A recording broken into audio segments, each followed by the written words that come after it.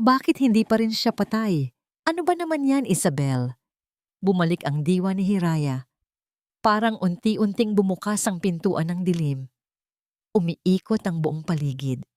Ang ulo niya. Ang sakit. Ang bigat. May humihimas sa buhok niya. Dante, ang asawa niya. Pero ang boses na narinig niya, hindi yun ang Dante na kilala niya. Relax, mahal. Nangangamoy pera na tayo. Konting tiis na lang. Nanginginig si Hiraya. Huminto ang mundo niya. Pera? Sino ang nangangamoy pera? Narinig niya ang mahinang tawanan ni Dante at ng isang babae. Isabel, ang sekretarya niya. Ang babaeng sinasabi niyang parang kapatid na niya. Parang pamilya. Ayoko na nga siyang makita. Mahal, ang baho na ng dugo niya. Boses ni Isabel. Nagtawanan sila ulit. Ang puso ni Hiraya bigla na lang bumagsak. Parang sinaksak ng libu-libong kutsilyo. Hindi. Hindi ito totoo. Nagbibiro lang sila. Pero bakit ganito ang pakiramdam niya? Parang may bumara sa lalamunan niya. Hindi siya makahinga. Ang sakit. Ang lamig ng kamay niya. Ang init ng luha sa pisngi niya. Dante. Ang asawang pinagkatiwalaan niya. Ang lalaking pinaglaanan niya ng buong buhay. Ang bumuo ng pangarap niya. Ang pinagtiisan niya sa hirap at ginhawa. Siya, ang gusto siyang patayin, ang lumason sa kanya, kumapit siya sa kama. Nasaan siya? Hospital. Iyon ang huli niyang natatandaan. Isang malakas na banggaan. Ang pakiramdam na parang may humila sa manibla. Hiraya? Mahal, gising ka na ba? Narinig niya ang boses ni Dante. Ang boses na puno ng pag-aalala. Ang boses na, ngayon, ay parang demonyo na bumubulong. Mabilis siyang pumikit. Hindi niya kayang harapin. Hindi pa. Hindi pa niya kayang makita ang mukha ng halimaw na nagtago sa likod ng pagmamahal. Naramdaman niya ang kamay ni Dante na hinawakan ng kamay niya. Ang init ng palad na noon ay nagbibigay sa kanya ng seguridad. Ngayon, nanlalamig siya. Bawat haplos ni Dante, parang may lasong dumadaloy sa ugat niya. Hiraya, sana gumaling ka na. Ang laki ng gasto sa ospital. Gumon sa isip niya ang nangangamoy pera. Ang laki ng gastos sa ospital. Siguro, ang buhay niya, ang ipinagmamalaki ni Dante na life insurance niya. Ito ba ang dahilan? Mamaya na lang, mahal. Masakit pa ang ulo ko. Bulong niya, nagpapanggap na inaantok. Narinig niya ang pagbuntong hininga ni Dante. Sige, mahal. Magpahinga ka lang. At pagkatapos, ang mahinang pagbukas ng pinto. Ang paglakad, papalayo. Lumayo. Lumayo ang lalaking minahal niya ng buong puso. Binuksan ni Hiraya ang mga mata niya. Mapait. Walang luha. Walang ingay. Walang kahit ano, kundi isang malalim na sugat sa puso. Ang asawa niya, ang nagtangka sa buhay niya. Sino ako? Sino ba ang pinakasalan ko? Ang buhay ko? Ano na ngayon? Walang ibang naririnig si Hiraya, kundi ang pagtibok ng sarili niyang puso. Malakas, masakit, at puno ng galit. Mahirap huminga, mahirap kumilos, pero mas mahirap ang katotohanan. Si Dante, ang asawa niya. Ang lalaking pinagkatiwalaan niya. Gusto siyang patayin, kailangan niyang gumaling. Hindi para kay Dante, kundi para sa sarili niya. Para sa hustisya. Makalipas ang ilang araw, bahagya ng lumakas si Hiraya. Lumabas na rin siya ng hospital, pero umupa siya ng isang maliit na apartment malapit lang sa ospital. Ayaw niyang bumalik sa bahay na puno ng kasinungalingan. Pinaniwala niya si Dante na kailangan niya ng tahimik na lugar para magpagaling. Kailangan niyang mag-isip. Kinontak niya si Ate Celia, ang pinsan niya na abogado, ang tanging taong mapagkakatiwalaan niya sa panahong ito. Ate Celia, kailangan kita, bulong ni Hiraya sa telepono. Basag ang boses niya. Hiraya, anong nangyari sa'yo? Bakit ka umiiyak? Nag-aalalang tanong ni Ate Celia. Nagkita sila sa isang tahimik na karinderya. Nag-order sila ng lugaw at tokwat baboy, paborito nilang dalawa. Pero walang gana si Hiraya. Ang tanging naririnig niya ay ang boses ni Dante at Isabel.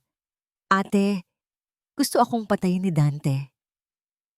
Nanlaki ang mga mata ni Ate Celia. Nabuwal ang kutsara sa kanyang kamay. Ano? Anong pinagsasabi mo, Hiraya? Nagbibiro ka ba? Umiling si Hiraya. Totoo, ate. Narinig ko sila.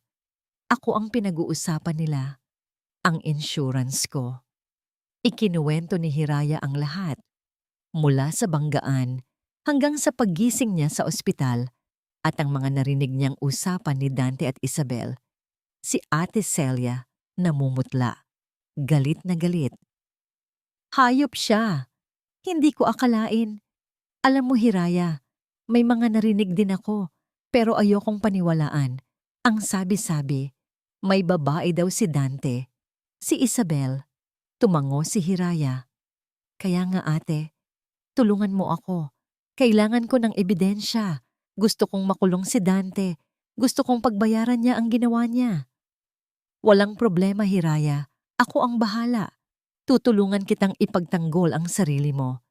Hindi ka pwedeng bumalik sa bahay na yon. Determinadong sabi ni Ate Celia. Pero kailangan nating ng plano. Marami tayong kailangang gawin. Unang hakbang, magpanggap. Tuluyang magpagaling si Hiraya, pero panatilihin ang imahe ng isang babaeng malubha at nagdadalamhati para mawala ang hinala ni Dante. Ikalawang hakbang, investigasyon. Kailangan nilang halughugin ang lahat ng koneksyon ni Dante. Ang bangko, ang mga ari-arian, ang mga business deal niya. Simulan natin sa mga bank accounts ninyo, sabi ni Ate Celia. Kung may balak siyang patayin ka, malamang may kaugnayan yan sa pera. Baka may utang siya or may malaking halaga siyang kailangan. Kinabukasan, lumabas si Hiraya sa apartment kasama si Ate Celia. Nakabalot ang ulo niya, may shades siya at parang nahihirapan pang maglakad. Nakaabang si Dante sa labas. Mahal, kumusta? Bakit ka lumabas? Hindi ka pa ganun kagaling. Nag-aalalang sabi ni Dante. Pinilit niyang alalayan si Hiraya. Tiningnan ni Hiraya ang asawa. Ang mukha niya, ang boses niya. Halos masuka siya sa pagpapanggap ni Dante. Kailangan kong maglakad-lakad, Dante. Pakiramdam ko mas makakatulong yan. Sumama si Ate Celia. Sige. Medyo nagulat si Dante. Basta mag-ingat ka. Hintayin mo lang ako sa bahay. Ako na ang mag-aasikaso ng lahat. Umiling si Hiraya. Gusto kong ako ang mag-aasikaso ng sarili ko. Hayaan mo na kami ni Ate Celia. Kailangan ko munang mamili. Naglakad sila papunta sa palengke. Hindi para mamili ng gulay, kundi para magsimula sa kanilang lihim na misyon. Habang naglalakad, naramdaman ni Hiraya ang bulong ng mga tao. Ayan si Aling Hiraya, kawawa naman. Ang bait pa naman ng asawa niya. Nakita niya ang mukha ni Dante na punong-puno ng pagmamalasakit. Isang malaking kasinungalingan. Sa ilalim ng kanyang jacket, may bitbit si Hiraya na isang maliit na USB drive. Ito ang magiging susi sa lahat. Mahigpit ang hawak ni Hiraya sa USB. Ito ang kopya ng lahat ng financial records nila ni Dante na kinuha niya ng palihim bago siya magpanggap na lumipat sa apartment. Ito ang panimula. Ang simula ng kanilang paghuhukay. Kinabukasan magkasama sina Hiraya at Ate Celia sa apartment. Nasa harap nila ang laptop, nakalatag ang mga bank statements, land titles, at business permits. Ang mga papel na noon ay simbolo ng kanilang magandang buhay. Ngayon ay tila ebidensya ng isang krimen. Hiraya, kailangan nating silipin ang bawat detalye, sabi ni Ate Celia habang nagtatype sa keyboard. Tingnan natin kung may kakaiba sa mga gastos ni Dante. Oras ang lumipas. Ang katahimikan sa apartment ay binasag lang ng tunog ng keyboard at ang pagbuklat ng mga papeles. Habang tinitingnan ni Hiraya ang mga lumang statement, parang nakikita niya ang bawat alala. Ang pagbili ng unang kotse, ang down payment sa bahay, ang mga regalo niya kay Dante. Ang lahat ng yon, ginawa niya ng buong pagmamahal. "Ate, may nakita ako!" sabi ni Hiraya, basag ang boses. Tinuro niya ang isang entry sa bank statement, isang malaking withdrawal na nangyari ilang linggo lang bago ang aksidente. Ang laki nito. Hindi ko matandaan na nag-withdraw siya ng ganito kalaki. Tiningnan ni Ate Celia. "Magkano? 5 million pesos? Ito ay hindi normal, Hiraya. Dapat ay alam mo ang lahat ng malalaking transaction." Patuloy sila sa paghahanap. Isang pattern ang lumabas. May mga regular na malaking halaga na inililipat mula sa joint account nila sa isang hindi pamilyar na pangalan. "Sino si Ay de la Cruz?" tanong ni Hiraya. Nagtataka. Tinitigan ni Ate Celia ang pangalan. "Hiraya, ito ba ang buong pangalan ni Isabel? Isabel de la Cruz?" Naramdaman ni Hiraya ang panlalamig ng kanyang katawan. Isabel, ang sekretarya, ang kalaguyo, ang kasabwat, pati ba ang pera nila? Pinagsasalo na rin nila. Pero ang mas malala pa rito, Hiraya, sabi ni Ate Celia. Habang patuloy sa pag-scroll sa bank records, may malaking loan si Dante sa isang private lender. 30 million pesos. Nanlaki ang mga mata ni Hiraya. 30 million? Kailan? Bakit hindi ko alam? Wala ring nakalagay na collateral.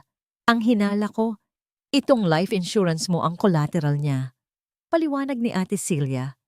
Kaya kailangan niyang makuha ang pera bago ma-foreclose ang loan or bago ka magising at magduda. Kumulo ang dugo ni Hiraya. Hindi lang pala ang pag-ibig niya ang niloko ni Dante, pati ang tiwala niya sa pera.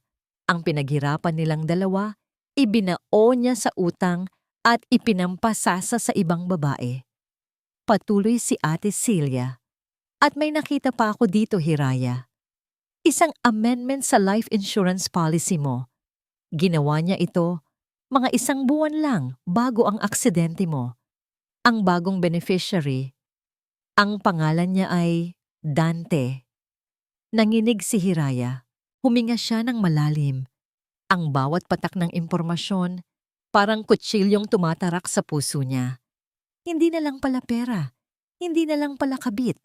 May balak talaga siyang patayin ako para makuha ang lahat. Kaya pala ganun niya ako tingnan sa ospital. Bulong ni Hiraya, ang boses ay parang hangin lang. Hindi pagmamahal, kundi kasakiman. Maya-maya, may pumasok na notification sa laptop ni Ate Celia. Isang bagong transaksyon mula sa bank account ni Dante. Teka, Hiraya, ano ito? Tanong ni Ate Celia habang nakatutok sa screen. May isang malaking transaksyon na ginawa si Dante galing sa isang offshore account, ipinadala sa isang shell company sa ibang bansa. Napakunot ang noo ni Hiraya. Shell company? Ano yan, ate? Ito ay isang kumpanya na walang operasyon. Ginagamit ito para magtago ng pera. At ang transaksyon na ito, ginawa ilang araw lang bago ang aksidente mo. Sabi ni Ate Celia, ang boses ay nagbabala. Tinitigan ni Hiraya ang screen, ang pangalan ng kumpanya, ang halaga, ang petsa. Ito ay isang malinaw na koneksyon sa kanyang aksidente. Ito na, Hiraya. Ito na ang ebidensya na kailangan natin, sabi ni Ate Celia habang nakatingin kay Hiraya. Ang mata niya ay puno ng galit at awa. Bumalik si Hiraya sa mansyon. Ang mansyon na noon ay simbolo ng pagmamahalan nila ni Dante, ngayon ay tila kulungan ng mga lihim at kasinungalingan. Pinilit niyang maglakad ng mabagal, may kunwari pang pagdaing, para panatilihing buhay ang pagpapanggap na mahina pa siya. Nasalubong siya ni Dante sa sala. May hawak na baso ng whiskey. Ngumiti ito sa kanya.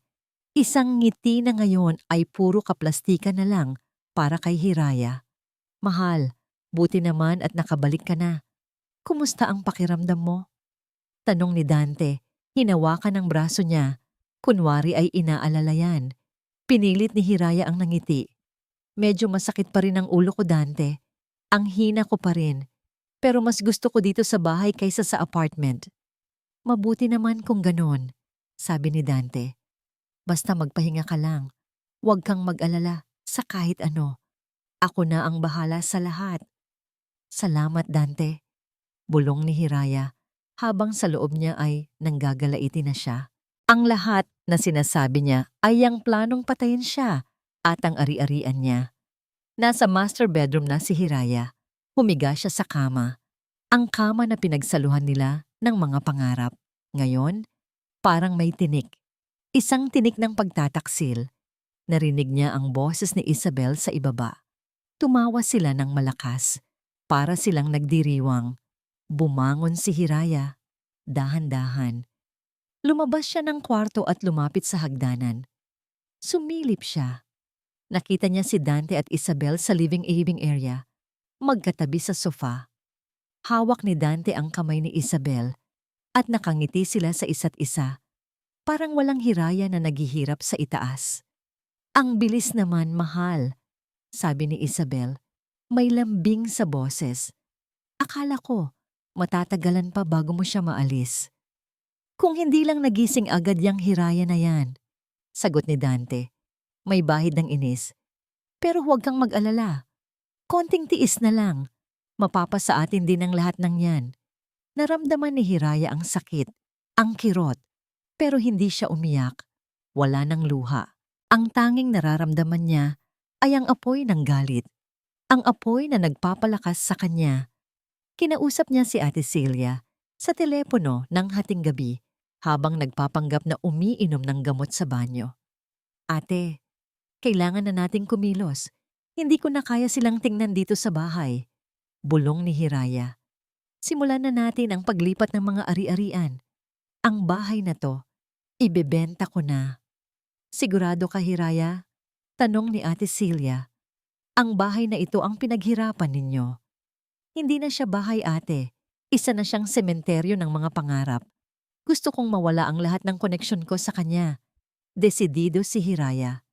Hayaan mo siyang manghinayang. Nagsimula ang planong pagbebenta.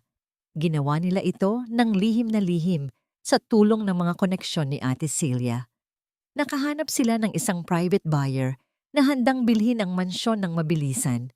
Habang nag-aasikaso sila ng mga papeles, inalala ni Hiraya ang bawat sulok ng bahay. Ang hardin na pinagtamnan nila ng mga paborito niyang bulaklak. Ang kusina kung saan siya nagluluto ng mga paboritong pagkain ni Dante. Ang lahat ng yon, magiging alaala na lang. Isang hapon, pumirma si Hiraya ng mga huling dokumento para sa pagbebenta ng mansyon. Nandoon si Ate Celia. Nagbabantay. Nagtagumpay sila. Ang mansyon, formal nang hindi na pag-aari ni Dante. Nakangiti si Hiraya, pero may bahid ng pagod. Ngunit nang lumingon siya, nakita niya si Dante na nakatayo sa likuran niya, sa pintuan ng apartment. Ang mga mata niya ay nakatitig sa kanya, isang tingin na hindi niya maintindihan, isang halo ng pagtataka at paghihinala. Nagkatitigan sila. Ang mata ni Dante may bahid ng pagtataka. Ang kay Hiraya, kunwari ay pagod at inosente. Mahal, sino ang kasama mo? Tanong ni Dante habang dahan-dahang lumalapit. Pinilit ni Hiraya ang nangiti. Si Ate Celia lang, Dante. Inaasikaso niya ang mga papeles ko sa ospital. Ang daming tanong. Kailangan ko ng tulong. Sinikap niyang gawing mahina at halos pabulong ang boses. Lumingon si Ate Celia. Ngumiti ng tipid kay Dante. Oo, Dante. Pinapahinga ko lang si Hiraya. Marami pa siyang kailangang ayusin. Tiningnan ni Dante si Ate Celia. Pagkatapos ay muling bumalik ang tingin kay Hiraya. May bakas pa rin ang pagdududa sa mukha niya pero hindi siya nagsalita. Sige. Basta huwag kang masyadong mapapagod, mahal. Magpahinga ka lang. Umalis si Dante pero ramdam ni Hiraya na may nagbago. Ang kanyang pagdududa, unti-unti nang nagiging isang maliit na apoy. Kinabukasan, tumawag si Ate Celia. Hiraya, Kailangan na nating tapusin ang papeles sa lupa at bahay para matuloy na ang pagbebenta. Ang bumili ay isang developer na may koneksyon, kaya mabilis ang transaction. Nasa loob ng isang coffee shop si Hiraya, malayo sa mansyon, habang kausap si Ate Celia. Ramdam niya ang halo-halong emosyon, ang sakit ng pagbitaw sa bahay na pinuno niya ng pagmamahal, ngunit ang katuwaan na malapit nang matapos ang lahat. Sige ate, tapusin na natin, desidido niyang sabi. Pumirma siya ng mga huling papeles. Ang dating mansyon nila, opisyal nang naibenta sa isang developer. Hindi alam ni Dante, isang malaking dagok ito sa kanya, isang preemptive strike mula kay Hiraya. Samantala, si Dante, masaya sa kanyang pagiging malaya. Patuloy niyang inililipat ang mga natitirang pera mula sa joint accounts nila. Iniisip na hindi pa rin naman nakakabangon ng husto si Hiraya. Hindi niya alam na ang lahat ng ginagawa niya ay naiipon na ni Hiraya. Nag-text si Dante, "Mahal, may business trip ako. Ilang araw lang. May malaking deal akong inaasikaso. Pagbalik ko, magandang balita ang dala ko para sa atin." Pinipigilan ni Hiraya ang pagtawa. Magandang balita para sa kanila ni Isabel, siguro, bulong niya sa sarili. Sige, mag-ingat ka. Ang business trip na yan, alam ni Hiraya na palusot lang. Ito ang pagkakataon niya para makipagkita kay Isabel, ang pagkakataon niya para magsaya, habang nag-aakala na wala siyang alam. Gabi na. Mag-isa si Hiraya sa apartment. Tinitigan niya ang isang litrato nila ni Dante sa wedding nila. Nakangiti sila pareho, puno ng pangarap. Ngayon, ang litrato ay parang isang patay na bulaklak. Hindi na niya ito nakikita bilang alaala ng pagmamahal, kundi alaala ng isang malaking kasinungalingan. Biglang nag-vibrate ang phone niya. Isang text message mula sa bangko. "Your transaction for property sale has been successfully processed. The amount of 100,000 has been transferred to your designated account." Napaawang ang bibig ni Hiraya. 100 milyong piso ang halaga ng mansyon. Nasa kanya na. Ang pagbebenta ng mansyon tapos na. Ito ang simula ng kanyang pagbangon, ang simula ng kanyang paglaya. Ngunit kasabay ng text message na yon, may isa pang lumabas. Galing sa numero ni Dante. Isang litrato. Si Dante at Isabel magkasama. Nakabikini si Isabel. Nasa beach. Nakangiti sila. Masaya. Ang business trip ni Dante, hindi pinansin ni Hiraya ang litrato. Binura niya ito. Para sa kanya, isa lang itong karagdagang ebidensya. Isang patunay na tama ang kanyang desisyon. Bumalik si Dante mula sa kanyang business trip. Dala ang isang malaking nangiti at isang mamahaling buke ng bulaklak para kay Hiraya. "Mahal, I'm back," sabi niya. Hinalikan si Hiraya sa noo. "Para sa'yo, para ipagdiwang ang unti-unti mong paggaling." Pinilit ni Hiraya ang isang matamlay na ngiti. "Salamat, Dante." At dahil diyan, patuloy ni Dante, ang boses ay puno ng kasabikan. Magkakaroon tayo ng isang maliit na selebrasyon dito sa bahay. Isang simpleng dinner party kasama ang mga malalapit nating kaibigan. Para ipakita sa kanila na okay ka na. Naintindihan ni Hiraya ang lahat. Ang party na ito ay hindi para sa kanya. Ito ay para kay Dante. Isang pagdiriwang ng kanyang tagumpay. Isang paraan para ipakita sa lahat na siya ay isang mabuting asawa.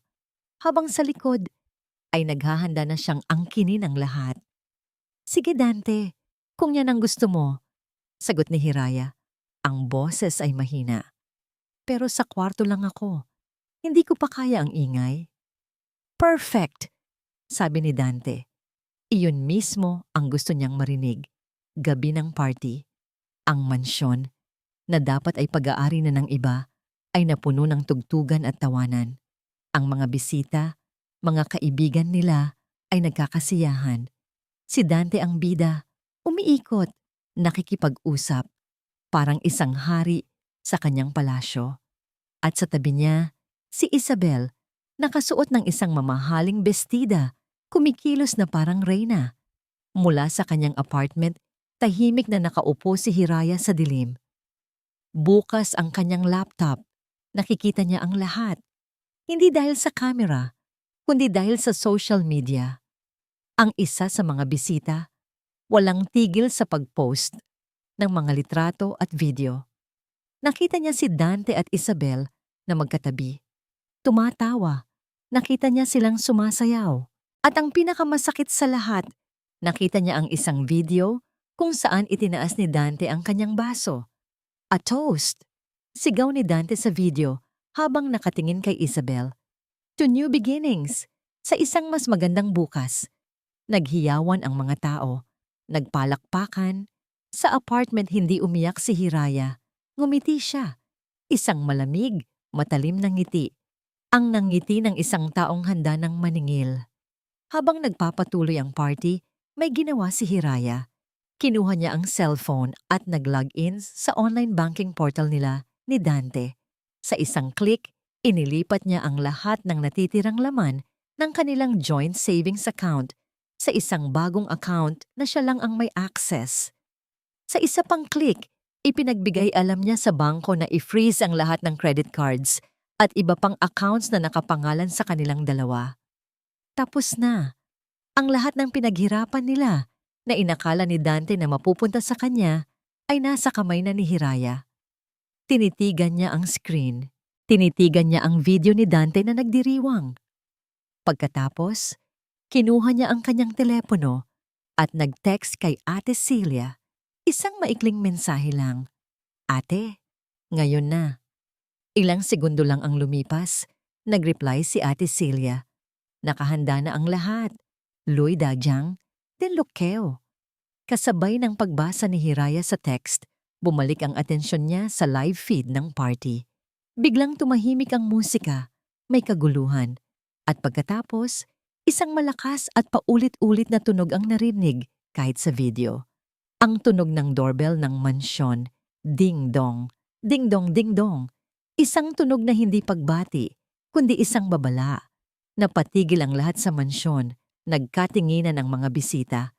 Sino ang darating sa ganoong oras ng gabi? Binuksan ng isa sa mga katulong ang pinto. At doon, tumambad sa lahat ang isang grupo ng mga pulis. Sa likod nila, nakatayo si Ate Celia. Ang mukha ay seryoso at walang emosyon. At sa tabi niya, si Hiraya. Hindi na siya ang Hiraya na mahina at may sakit. Nakatayo siya ng tuwid. Suot ang isang simpleng itim na bestida. Ang kanyang mga mata, na noon ay puno ng sakit, ngayon ay nagliliyab sa determinasyon. Walang bakas ng pag-aalinlangan. Gulat. Yan ang reaksyon ng lahat, lalo na ni Dante. Nabitawan niya ang baso ng alak. Nabagsak ito sa sahig. Kumalat ang pulang likido na parang dugo. Hiraya, anong ginagawa mo dito? Bakit may mga pulis? Nauutal na tanong ni Dante. Ang muka ay namumutla. Lumapit si Hiraya. Bawat hakbang niya, mabigat. Bawat hakbang niya, may kahulugan. Tumigil siya sa harap mismo ni Dante. Akala ko ba may sakit ka? Bulong ni Isabel. Nanginginig ang boses. Ngumiti si Hiraya. Isang ngiti na nagpatindig ng balahibo ni Dante. Oo, Isabel, may sakit ako. Sakit sa puso. Isang sakit na dulot ng pagtataksil. Ano ang ibig mong sabihin? Sigaw ni Dante. Sinusubukang bawiin ang kanyang kumpiyansa. Ang party na ito, sabi ni Hiraya. Ang boses ay kalmado, pero matalim. Ay para sa mga bagong simula. Di ba? Isang mas magandang bukas. Tiningnan niya si Isabel. Well, nandito ako para ibigay sa inyo ang new beginning na gusto ninyo. Ibinigay ni Ate Celia ang isang folder sa hepe ng mga pulis. Officer, sabi ni Ate Celia, nandyan ang kopya ng medical records ni Hiraya, ang police report ng aksidente niya, at ang testimonya ng isang mekaniko na nagsasabing sinadyang sirain ang preno ng sasakyan niya. Nanlaki ang mga mata ni Dante. Hindi totoo yan. Gawa-gawa niyo lang yan. Talaga? Tanong ni Hiraya. Tinaasan siya ng kilay. Kung ganoon, paano mo ipapaliwanag ang paglipat mo ng 5 milyong piso sa account ni Isabel de la Cruz? O ang 30 million peso loan na kinuha mo gamit ang buhay ko bilang collateral? O ang pag-amyenda mo sa life insurance policy ko 1 buwan bago ang aksidente ko?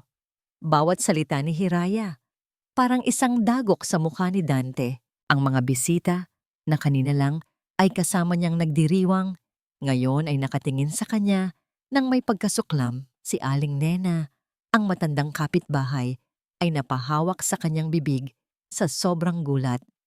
At ang pinakamatindi sa lahat, patuloy ni Hiraya habang inilalabas ang kanyang telepono. Ipinakita niya ang isang audio recording. Ang pag-uusap ninyo sa ospital, kung saan pinag-uusapan ninyo kung bakit hindi pa ako namamatay. Pinindot niya ang play.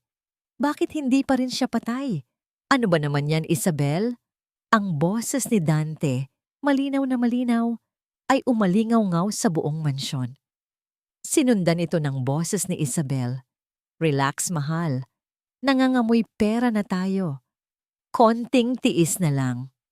Katahimikan. Isang nakabibinging katahimikan. Pagkatapos, kaguluhan. Walang hiya ka, Dante. Sigaw ng isa sa mga bisita. Hayop ka. Papatayin mo ang asawa mo dahil sa pera. Sigaw ng isa pa. Si Isabel umiiyak na. Nanginginig. Si Dante hindi makapagsalita. Ang tanging nagawa niya ay tumingin kay Hiraya. Ang mga mata ay puno ng galit at pagkagapi. Lumapit ang mga pulis. Dante Alcaraz, Isabel de la Cruz, arestado kayo sa kasong attempted murder at conspiracy. Habang pinoposasan si Dante, nagpumiglas siya. Tumingin siya ng masama kay Hiraya. Hindi pa tayo tapos, Hiraya. Sigaw niya. Ang boses ay puno ng pagbabanta. Magbabayad ka sa ginawa mo sa akin. Magsisisi ka.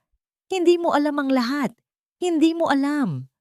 Hindi natinag si Hiraya. Tinitigan niya lang si Dante habang kinaladkad ito palabas ng mga pulis kasama si Isabel na humahagulgol. Nang mawala na sila, doon lang huminga ng malalim si Hiraya. Pakiramdam niya, isang malaking tinik ang nabunot sa kanyang dibdib. Tumingin siya sa paligid, sa mga taong nakatingin sa kanya, sa mansyon na hindi na kanya. Tapos na. Ang unang yugto ng laban, tapos na. Kinabukasan ang balita ay parang apoy na kumalat. Nasa lahat ng social media, nasa mga blind item ng mga tabloid, ang kwento ng mayamang mag-asawang Alcaraz, ang asawang nagtaksil, ang kabit na kasabwat, at ang asawang biktima na lumaban. Ang pangalan ni Hiraya at Dante ay nasa bibig ng lahat. Sa umpisa, naramdaman ni Hiraya ang suporta. Maraming mensahe ang dumating sa kanya. Mga mensahe ng papuri sa kanyang katapangan. Mga mensahe ng awa sa kanyang pinagdaanan. Ang tapang mo, Hiraya. Ipaglaban mo ang hustisya. Nasa likod mo kami. Pero kasabay ng suporta, dumating din ang tsismis. Baka naman may lalaki din niyang si Hiraya kaya nagkaganon si Dante. Narinig ko, masyado daw siyang maluho. Baka na-pressure lang yung lalaki. Kawawa naman si Dante. Baka na-frame up lang siya. Ang pinakamasakit ay ang pamilya ni Dante. Tumawag ang nanay niya, hindi para kamustahin si Hiraya, kundi para isisi sa kanya ang lahat. Anong ginawa mo sa anak ko, Hiraya? Sigaw nito sa telepono. Sinira mo ang buhay niya, ang pamilya natin. Wala kang utang na loob. Hindi sumagot si Hiraya. Ibinaba niya ang telepono. Ang utang na loob na sinasabi ng biyenan niya. Ang pag-aalaga, ang pagsasakripisyo, ang pagmamahal na ibinigay niya ay tila nabura na lahat. Nasa apartment si Hiraya kasama si Ate Celia. Magkaharap sila sa mesa, umiinom ng mainit na kape. Huwag mo silang pakinggan, Hiraya, sabi ni Ate Celia. Ang boses ay mahinahon. Ganyan talaga ang mga tao. Mahilig humusga kahit hindi alam ang buong kwento. Alam ko ate, sagot ni Hiraya. Pero masakit pa rin. Lalo na galing sa pamilya niya. Parang ako pa ang may kasalanan. Dahil yan ang mas madaling paniwalaan para sa kanila. Paliwanag ni Ate Celia. Mas madaling isisi sa'yo kaysa tanggapin na ang anak nila ay isang kriminal. Sa gitna ng mga batikos, may mga taong nanatiling tapat. Isang hapon, may kumatok sa pinto ng apartment ni Hiraya. Si Aling Nena, ang matandang kapitbahay nila. May dala itong isang mangkok ng mainit na sopas. Para sa'yo, Hija, sabi ni Aling Nena. Ang mga mata ay puno ng pag-unawa. Huwag mong intindihin ang mga tsismosa sa labas. Alam ko kung gaano kakabuting asawa at tao. Nakita ko. Naluha si Hiraya, hindi dahil sa sakit, kundi dahil sa pasasalamat. Sa simpleng gesto ni Aling Nena, naramdaman niyang hindi siya nag-iisa. Habang nagpapatuloy ang kaso, nanatili si Hiraya sa kanyang apartment. Iniiwasan niya ang media. Iniiwasan niya ang social media. Ang tanging focus niya ay ang paghahanda. Paghahanda para sa korte. Isang gabi, habang nag-aayos siya ng mga papeles na gagamitin sa korte, may iniabot na sobre si Ate Celia. Isang brown envelope na walang pangalan ng nagpadala. Pinadala yan dito kanina. Courier. Hindi nagpakilala kung sino. Sabi ni Ate Celia. Binuksan ito ni Hiraya. Sa loob, isang lumang litrato. Isang litrato ni Dante, mas bata pa, nakangiti. At sa tabi niya, isang babae. Isang magandang babae na hindi niya kilala. Pero ang nakapagtataka, ang mukha ng babae sa litrato ay sinadyang punitin. May sulat sa likod ng litrato. Isang salita lang, mag-ingat. Kinilabutan si Hiraya. Sino ang babaeng ito? At sino ang nagpadala nito? Naalala niya ang huling sinabi ni Dante bago ito isakay sa police mobile. Hindi pa tayo tapos, Hiraya. Hindi mo alam ang lahat. Ano ang hindi niya alam? Ano ang lihim na itinatago ng punit na litratong ito? Hindi maalis sa isip ni Hiraya ang litrato, ang punit na mukha ng babae, ang babalang mag-ingat. Ang mga huling salita ni Dante. Sino siya ate? Tanong ni Hiraya kay Ate Celia habang tinititigan nila ang lumang litrato. Bakit parang pamilyar ang ngiti niya? Hindi ko rin alam, Hiraya. Sagot ni Ate Celia. Nakakunot ang noo. Pero ang pakiramdam ko, importante ito. Kailangan nating alamin kung sino siya. Sinubukan nilang maghanap online. Nag-scan sila ng mga lumang social media accounts ni Dante, mga listahan ng mga kabatch niya sa kolehiyo, kahit ano na pwedeng magbigay ng clue. Pero wala. Para bang sinadyang burahin ang pagkatao ng babae. Isang gabi, habang naglilinis si Hiraya ng mga lumang gamit na dinala niya mula sa mansyon, may nakita siyang isang maliit na baul. Ang memory box ni Dante. Nandoon ang mga lumang medalya niya, mga love letters nila, at mga souvenir mula sa mga biyahe nila. Nag-alinlangan siyang buksan ito. Ayaw na niyang balikan ang nakaraan. Pero may nag-udyok sa kanya. Binuksan niya ang baul. Sa ilalim ng lahat ng masasayang alaala, may isang sobre. Isang lumang sobre na may pangalan. Clara.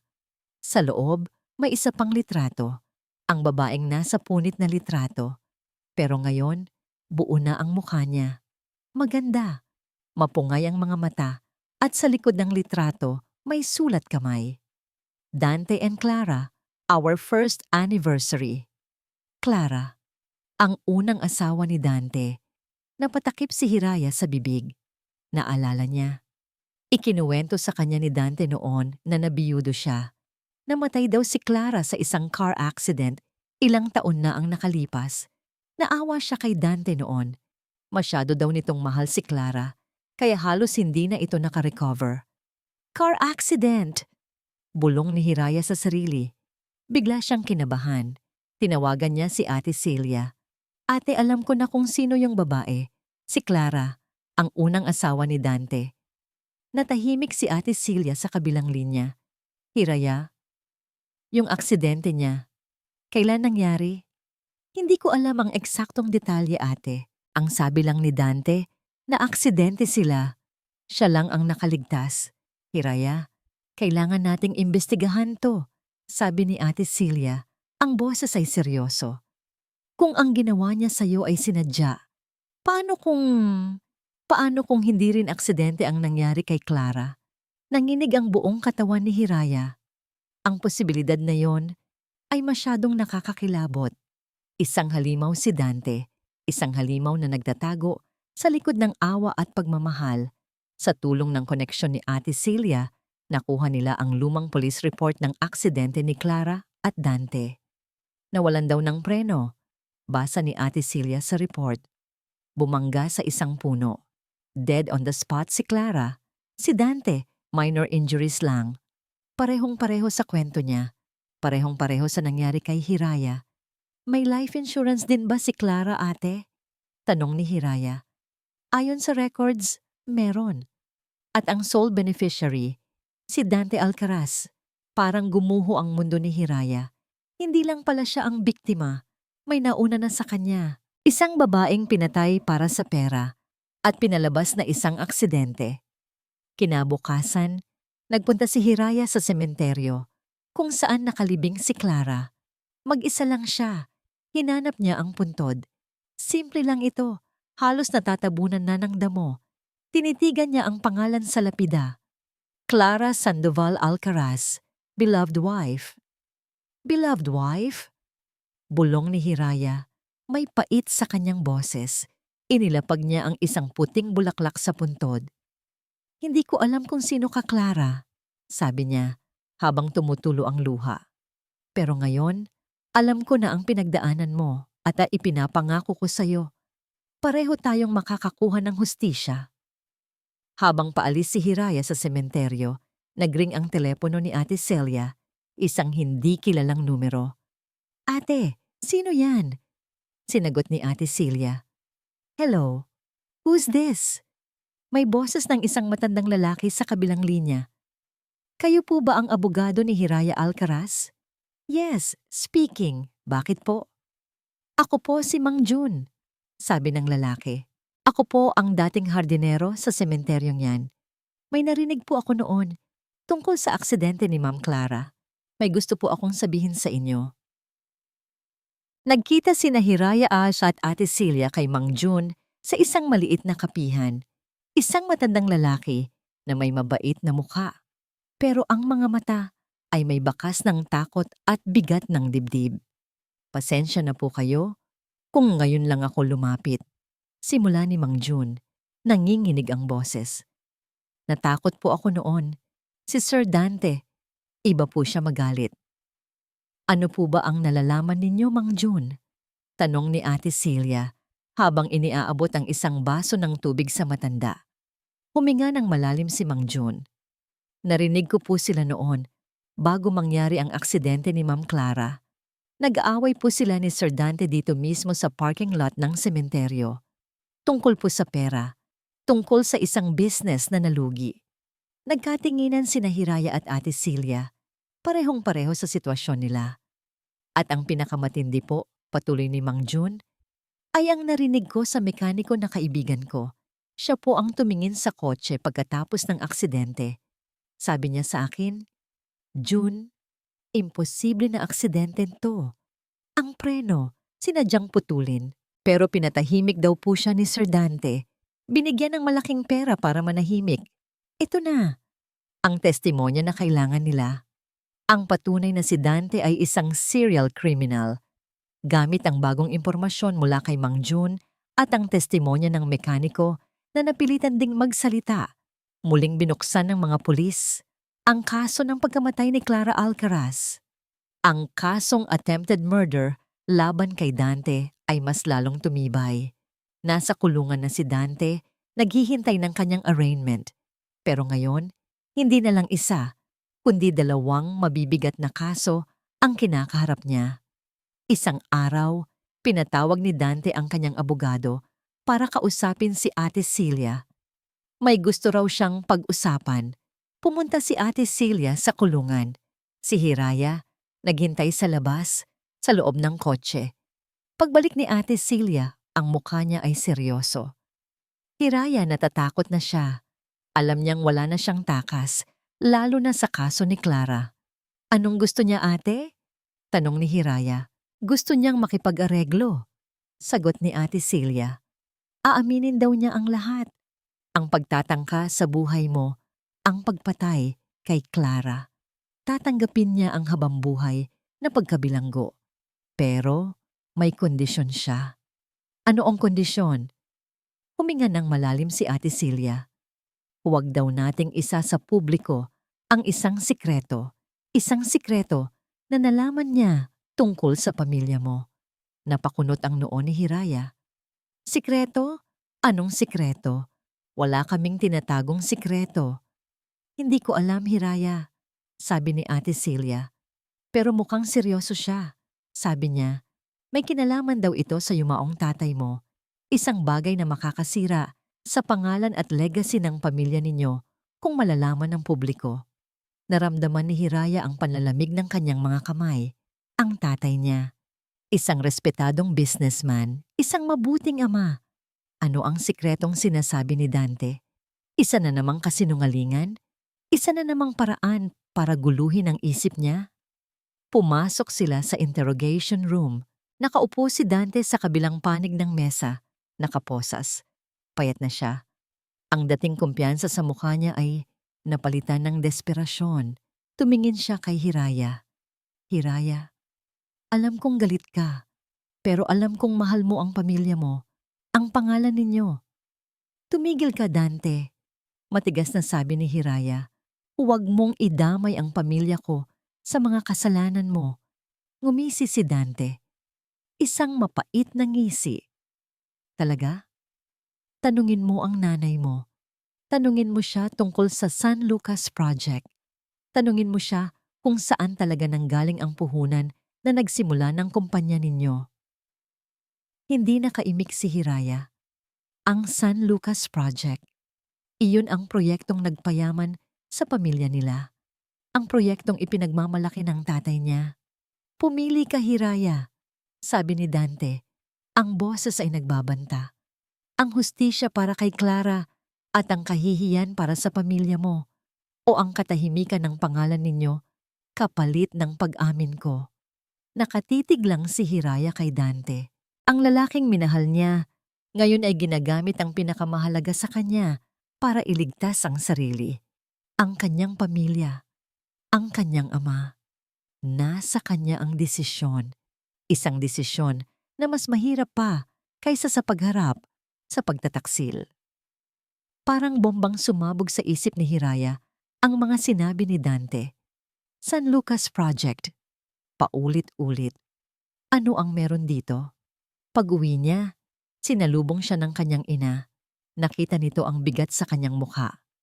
Anak, anong problema? Tanong ng ina niya. Hindi agad nakasagot si Hiraya. Paano niya itatanong? Paano niya sisirain ang magandang imahe ng kanyang ama sa isip nilang dalawa? Ma, ano po ba talaga ang San Lucas Project? Namutla ang kanyang ina.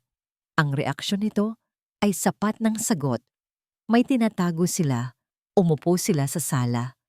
At doon, sa gitna ng katahimikan ng gabi, ikinuwento ng kanyang ina ang lahat. Ang San Lucas Project, ang pundasyon ng yaman nila, ay naitayo mula sa pera ng isang investor na may masamang reputasyon, isang politikong corrupt. Ang tatay niya, sa kagustuhang bigyan sila ng magandang buhay, ay pumasok sa isang kasunduan na hindi niya dapat pinasok. Walang ilegal na ginawa ang tatay niya, pero ang koneksyon sa politikong yon, kung malalaman ng publiko, ay dudungis sa pangalan nila. Isang utang na loob na naging anino sa kanilang pamilya. Hindi namin sinabi sa iyo, anak, para protektahan ka, sabi ng kanyang ina. Umiiyak na. Ang tatay mo, pinagsisihan niya yon hanggang sa huli. Niyakap ni Hiraya ang kanyang ina. Walang galit, walang panunumbat, tanging pag-unawa at sakit. Ngayon, naiintindihan na niya ang bigat na dinadala ng kanyang ama noon. Pero ang sikretong ito, ngayon ay nasa kamay ng isang halimaw. Ginagamit ni Dante bilang armas laban sa kanya. Kinabukasan, nagpunta si Hiraya sa puntod ng kanyang ama, mag-isa. Umupo siya sa damuhan, hinahaplos ang malamig na lapida. "Papa," bulong niya, "ano po ang gagawin ko?" Parang naririnig niya ang boses ng kanyang ama. Ang mga payo nito, "Anak, ang pangalan ng pamilya ay mahalaga. Pero ang mas mahalaga ay ang paninindigan sa tama." Pero ano ang tama? Ang ilantad ang kasalanan ni Dante kahit madamay ang alaala ng kanyang ama? O ang protektahan ang pamilya niya at hayaang hindi makuha ni Clara ang buong hustisya na nararapat sa kanya? Naglakad-lakad siya. Naisip niya si Clara. Isang babaeng pinagkaitan ng buhay, ng pangarap. Isang biktima na walang kalaban-laban. Kung pipiliin niya ang katahimikan, para na rin niyang sinabing mas mahalaga ang pangalan ng pamilya niya kaysa sa buhay ni Clara. Naisip niya ang kanyang ina. Ang sakit na mararamdaman nito kapag nabulgar ang lahat. Ang kahihiyan. Naisip niya si Dante. Ang nangisi nito. Ang pag-aakalang hawak siya nito sa leeg. Bumalik siya sa apartment. Nandoon si Ate Celia. Naghihintay. "Hiraya, anong desisyon mo?" tanong ni Ate Celia. "Ano man ang piliin mo, susuportahan kita." Tumingin si Hiraya sa bintana, ang dilim ng gabi. Pero sa malayo, may mga ilaw. Mga ilaw ng pag-asa. "Ate," sabi ni Hiraya, ang boses ay kalmado, pero may bigat. "Ang kasamaan, kailangang malantad. Lahat ng kasamaan, walang itatago. Pero ang pamilya mo, Hiraya?" "Ang pamilya ko, ate, ay matatag," sabi ni Hiraya. "At ang tatay ko, kung nasaan man siya ngayon, alam kong maiintindihan niya. Ang tunay na hustisya ay walang kinikilingan, walang pinoprotektahan." Huminga siya ng malalim. Ang bigat sa kanyang dibdib, unti-unting gumaan. Nakapili na siya. Isang desisyon na masakit, pero tama. Kinuha niya ang kanyang telepono. Tinawagan niya si Ate Celia. Kahit nasa harapan lang niya ito. "Ate, alam ko na ang gagawin ko." Tumingin sa kanya si Ate Celia. Nakita nito ang determinasyon sa kanyang mga mata. Hindi na ang determinasyon ng isang babaeng gustong maghiganti, kundi ang determinasyon ng isang babaeng pinipili ang tama, gaano man ito kahirap. Sa araw ng paglilitis, puno ang courtroom, mga reporter, mga usisero, at ang mga pamilya ng bawat panig. Nakaupo si Hiraya sa harap, katabi si Ate Celia. Kalmado siya. Handa. Tinanggihan niya ang alok ni Dante. "We will proceed with the trial," matigas na sabi ni Ate Celia sa abogado ni Dante. Nang tawagin si Hiraya sa witness stand, tumayo siya ng may dignidad. Ikinuwento niya ang lahat. Ang pagmamahal niya kay Dante, ang pagtataksil, ang tangkang pagpatay. Walang galit sa kanyang boses. Tanging ang bigat ng katotohanan. Nang ilabas ang mga ebidensya tungkol sa pagkamatay ni Clara, ang testimonya ni Mang Jun, ang salaysay ng mekaniko, doon na gumuho si Dante. Wala na siyang lusot. Ang hatol, guilty. Si Dante Alcaraz ay napatunayang nagkasala sa kasong attempted murder laban kay Hiraya at murder laban kay Clara. Hinatulan siya ng 2 habambuhay na pagkabilanggo, walang parol. Si Isabel de la Cruz, bilang kasabwat, ay nahatulan din ng mas mababang parusa. Nang ilabas si Dante sa courtroom, nagtama ang kanilang mga mata sa huling pagkakataon. Wala nang galit sa mata ni Hiraya. Tanging awa. Ang sikreto ng pamilya niya, hindi na ito lumabas. Dahil sa pagtanggi ni Hiraya sa alok, natakot ang abogado ni Dante na gamitin ito dahil wala na itong silbi at maaari pa silang makasuhan ng blackmail. Ang pangalan ng kanyang ama ay nanatiling malinis. Ang kanyang desisyon na manindigan sa tama ang siyang nagligtas sa kanila. Paglabas ni Hiraya ng korte, Sinalubong siya ng liwanag ng mga kamera at ng mga tanong mula sa media. Ngumiti lang siya. Niyakap niya ang kanyang ina na umiiyak sa tuwa at ginhawa. Lumipas ang mga buwan. Ginamit ni Hiraya ang perang nakuha niya mula sa mga ari-arian nila ni Dante para magsimula muli. Pero hindi lang para sa sarili niya. Itinatag niya ang Hiraya Foundation, isang organisasyon na nagbibigay ng legal at financial assistance sa mga babaeng biktima ng domestic abuse at economic abuse. Ang kanyang pinagdaanan ang naging inspirasyon niya para tulungan ang iba. Sa araw ng launching ng foundation, tumayo si Hiraya sa entablado sa harap ng maraming tao, mga biktima, mga taga-suporta at ang media. Hindi na siya ang babaeng minsang umiyak sa ospital. Isa na siyang simbolo ng pag-asa. Ang pangalan ko ay Hiraya. Simula niya, ang boses ay matatag at puno ng inspirasyon. At ang kwento ko ay hindi tungkol sa paghihiganti. Ito ay tungkol sa pagbangon. Tungkol sa paghahanap ng lakas sa gitna ng sakit. At tungkol sa pagpapatunay na kahit gaano kadilim ang nakaraan, palaging mayroong bagong umaga. Nagpalakpakan ang mga tao. Nakita niya sa audience si Ate Celia, ang kanyang ina, at si Aling Nena. Lahat sila ay nakangiti at lumuluha sa tuwa. Pagkatapos ng event, habang naglalakad si Hiraya sa hardin, may lumapit sa kanya, isang lalaki. Isa sa mga pro bono lawyer na tumutulong sa kanyang foundation. "Congratulations, Miss Hiraya.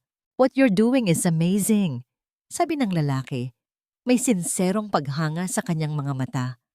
"Salamat," sagot ni Hiraya.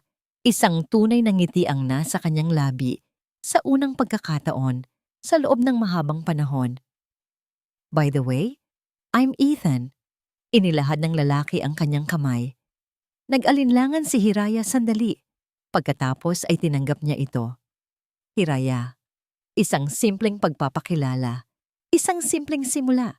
Hindi niya alam kung saan ito patungo. At hindi iyon mahalaga. Ang mahalaga, malaya na siya.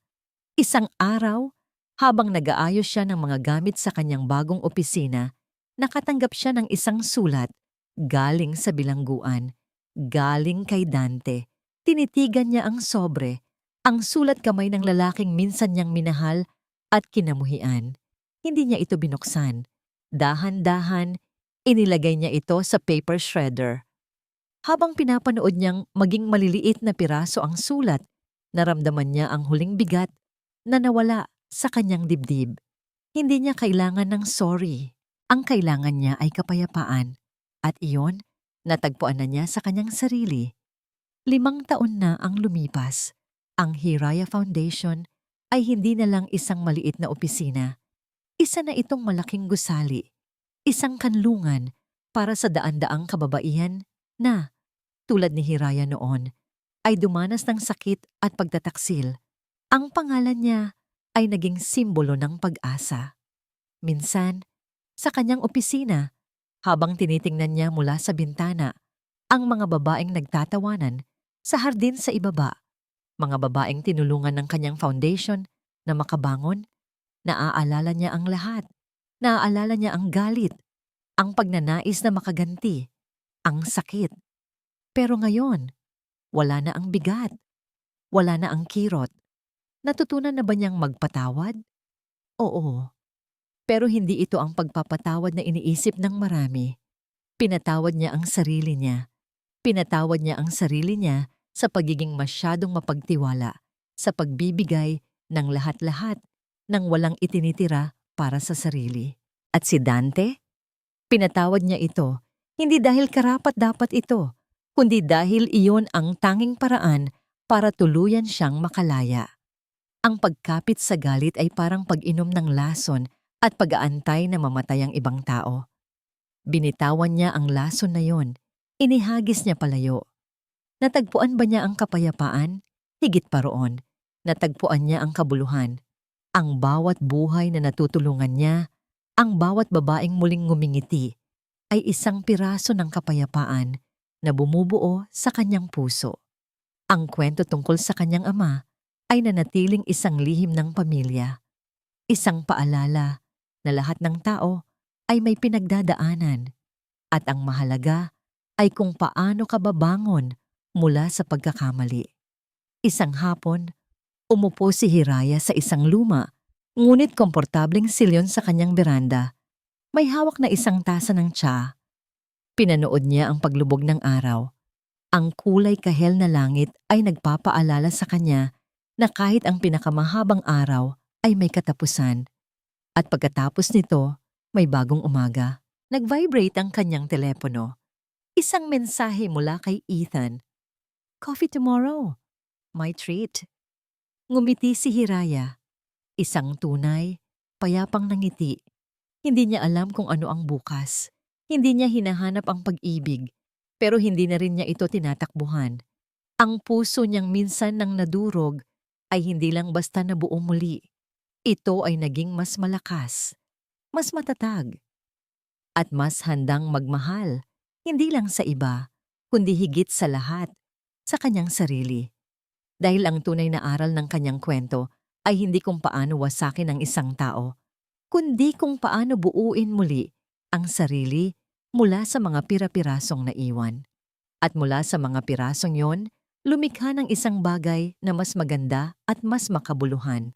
Isang bagay na karapat-dapat sa pangalan niya. Hiraya.